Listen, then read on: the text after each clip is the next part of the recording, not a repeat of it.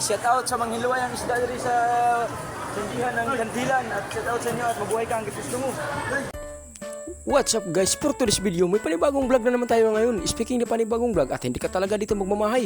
Kasi kung ikaw talaga ay tamad ka na maglinis ng isda at ito na nga gusto ko lang ito ipakita sa lahat ng mga tao na kung tayo bibili tayo ng isda sa supermarket ng Kantilan at ito na nga makikita natin dito na kung gaano talaga kabilis yung magtataray ng isda. At speaking na magtataray ng isda, hindi ka talaga dito magmamahay kasi mura lang talaga ang bayad dito. So ito na nga, habang nagpatadtad ako ng isda at marami na talaga dito ang nakapila. Speaking na nakapila kung gaano talaga kasikat itong magtataray ng isda dito sa Kantilan, Surigao del Sur. So ito na nga, kung gusto mo talaga magpatadtad ng mga isda at dito na kayo sa Kantilan. Dahil kung isa ka nakapanood ng aking video at sana wag mong kalimutan mag-iwan ng like, share, subscribe. So ito na nga, gusto ko lang talaga iparating sa lahat ng mga tao kung ikaw talaga ay tamad ka na sa paglilinis ng isda kasi galing ka sa trabaho mo.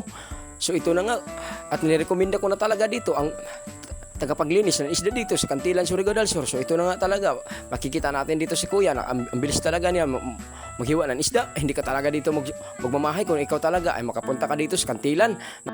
As you can see guys, at kahit anong gusto mo talaga na style sa pagtadtad, kung gusto mo talaga dito ng prito at saka kilaw at dito na talaga lahat.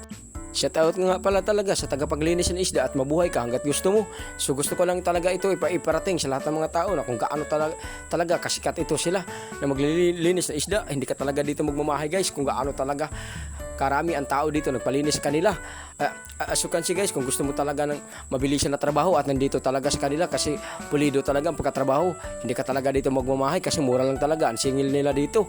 So ito na nga, hanggang dito na lang tayo. Sana wag mo kalimutan mag-iwan ng like, share, subscribe. Thank you, God bless at mabuhay ka hanggat gusto mo.